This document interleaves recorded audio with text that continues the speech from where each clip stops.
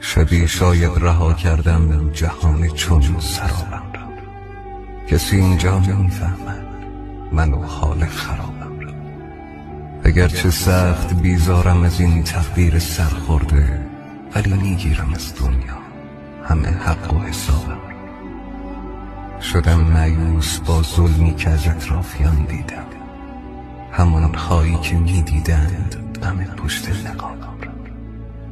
چرا سهم من از دنیا عذاب و دل شکستن شد؟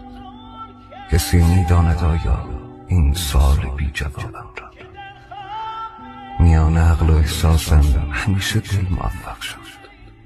به شدت میدهم دائم تقاص انتخابم را.